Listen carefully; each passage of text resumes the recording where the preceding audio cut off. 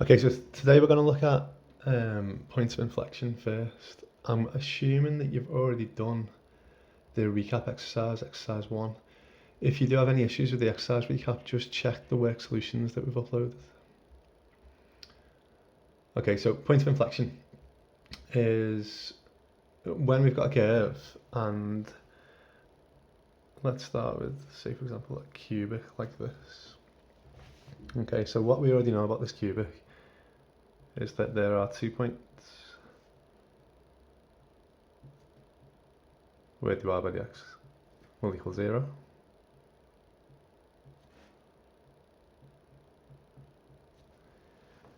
And hopefully also we know about those points that we would call that one a local minimum point. So for a minimum point, we know that the second derivative would be greater than 0.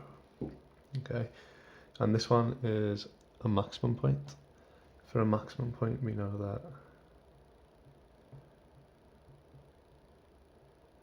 the second derivative would be less than 0.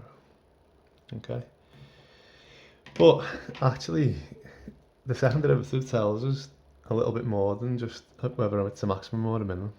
Okay, so it's a rate of change of the gradient.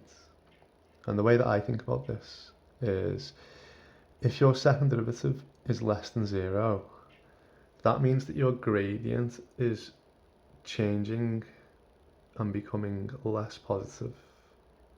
So if you think about here, the gradient is clearly positive, but the rate of change of gradients is negative, because the gradient's positive, the gradient is still positive, but it's a bit less positive. Still positive, but a bit less positive. At this point, the gradient is equal to 0, but the rate of change is still negative, because then the gradient becomes negative, the gradient is more negative, more negative. And we get this point here, where essentially the graph has gone from this shape to this shape. And the term we use for that, this shape, is concave.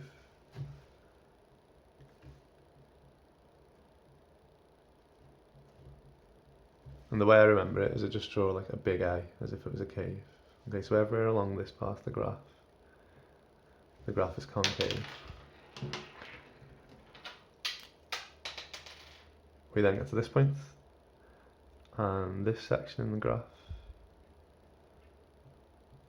is convex. It's almost a bit like a U shape. Okay, and if you think about what's happening here, although the gradient is negative, it's becoming less negative, so the rate of change is now a positive thing. It's like the rate of the rate. The gradient becomes more positive, the gradient becomes more positive. Sorry, the gradient is less negative, the gradient is 0, then the gradient becomes positive. Okay, easiest way to think about this is just associate it with the curvature of the graph. Okay, so if it's like an A shape, it's concave. It's like a V shape, it's convex. All right, and we need to learn about this point here, which is called the point of inflection. Now at this point, we know that d2 y by dx squared will equal 0.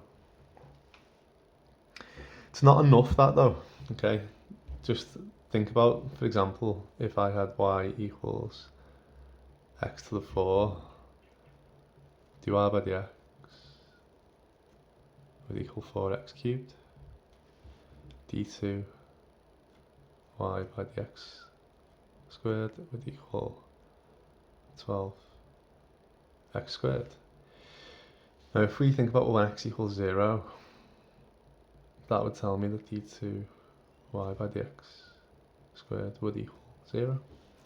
So a common mistake that people would make would just be, oh well, the second derivative of 0 at x equals 0, that means we've got a point of inflection.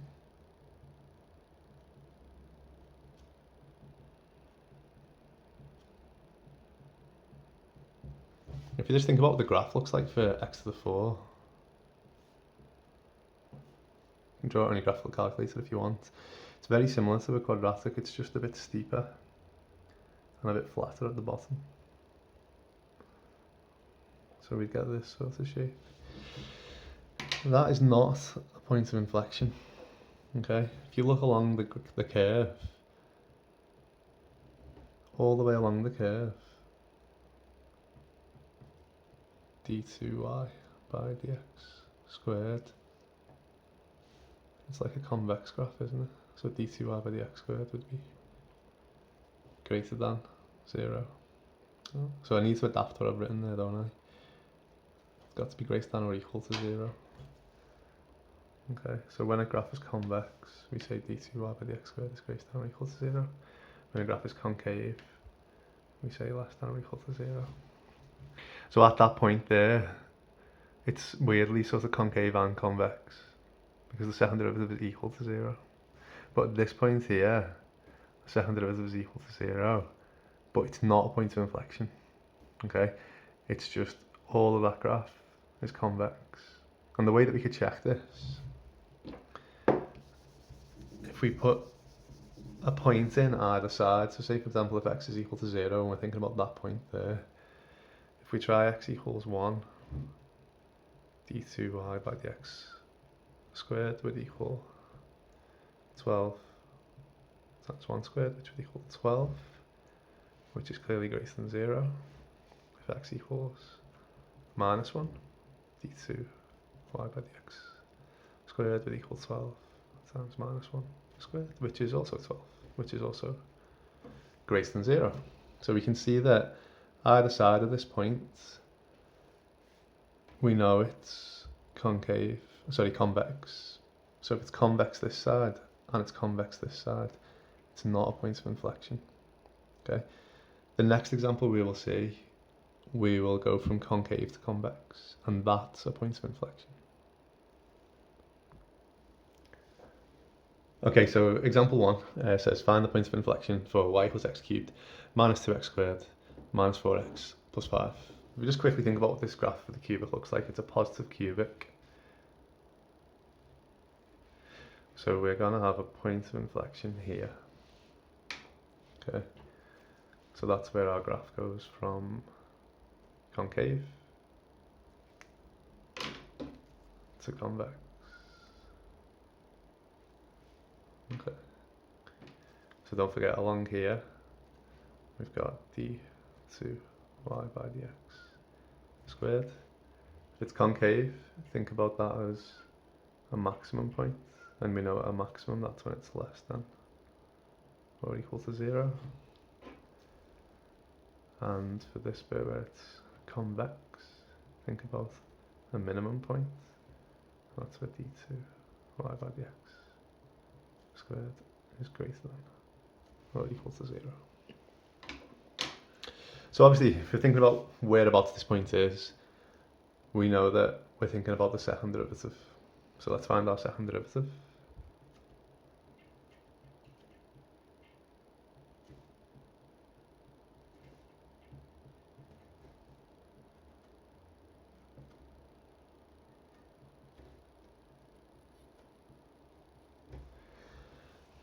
At this point here, we know that the second derivative is going to be equal to 0. Okay, so at our point of inflection, we'll set d2y by dx squared equal to 0, and that gives us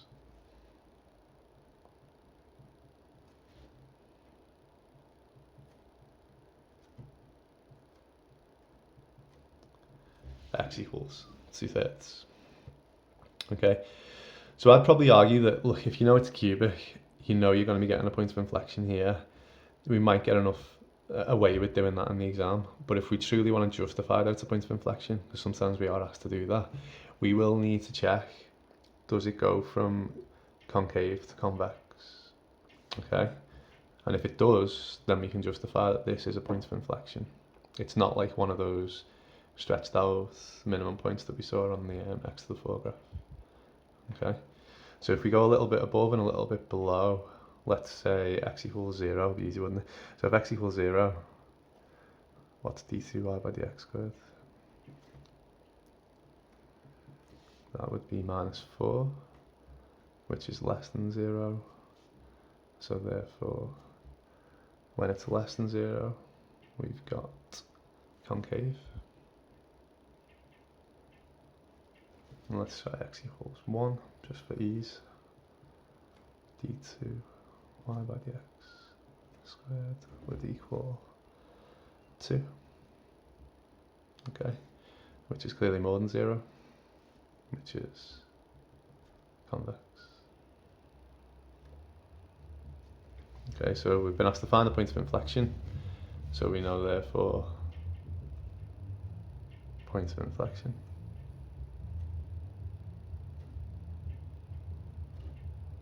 at x equals 2/3, y equals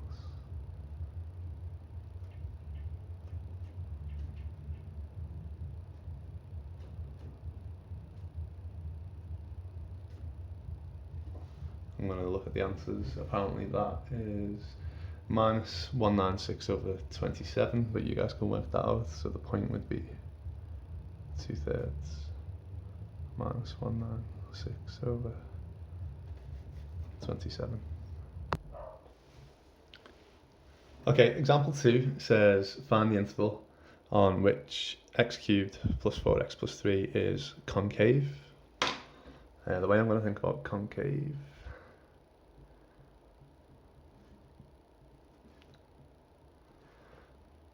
we know that when it's concave, think about that as a maximum point. So d2y by the x squared is less than or equal to 0. It's important to remember it's less than or equal to 0 for when it's concave. Okay, not just less than 0. And if we get our second derivative,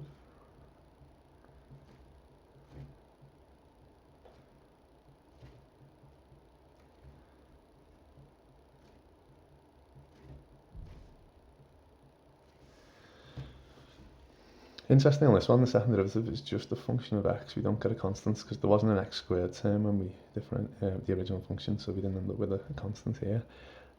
So if we set it equal to 0,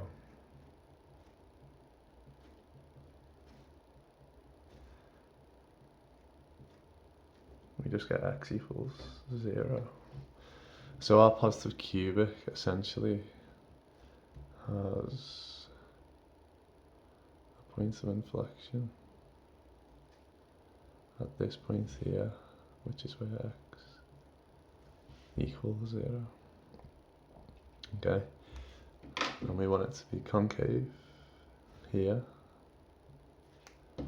convex here. So the interval, which when it asks for an interval, obviously it's not just a specific value, is it? It's going to be a set of values. The interval for where it's concave, it's concave for all of these values here. And if you think about, well, it starts, well, the one value we know is when x equals 0, it's concave here, okay? But it's also concave for all of these values. So we could say that x is less than or equal to 0 would be our interval. Okay, you could also write it in set notation because like there's no limit to how far we go this way. Like those x values are going to approach minus infinity and the graph would also approach minus infinity.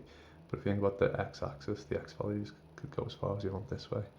So we could say from minus infinity to 0. And I would actually write it with a curved bracket because we never actually get to minus infinity. The square bracket shows that we can actually be when x is equal to 0.